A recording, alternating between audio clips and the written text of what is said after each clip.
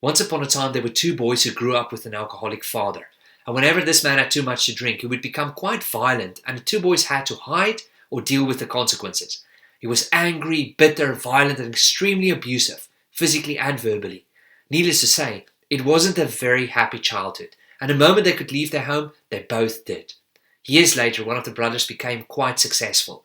He was the CEO of a big company, and he was happily married and was a very attentive and encouraging dad to his two children. And one day a reporter visited him at his family home to have an interview with him, and she asked him, given his own difficult upbringing and lack of a role model, how he ended up like that.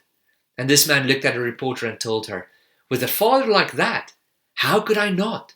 And he then explained to her that the way his dad behaved had such a profound impact on him that he made a decision to never be like that, but instead become the exact opposite. His own pain as a child drove him to become the best dad and the best man he could possibly be. And with this information, the reporter smelled the story and drove to this man's brother, who lived in a rundown house with empty bottles everywhere. And when he opened the door, the smell of alcohol in his breath almost overwhelmed her.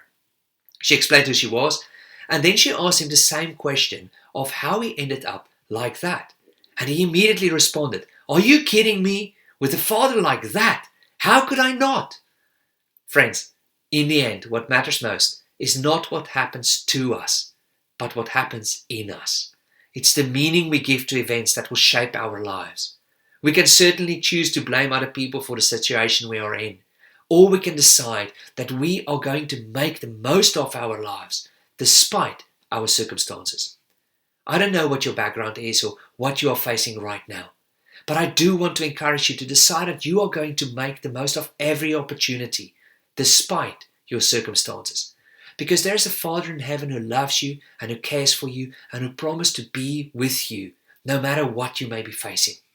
So make the most of every opportunity, because with a Father like that, how could you not?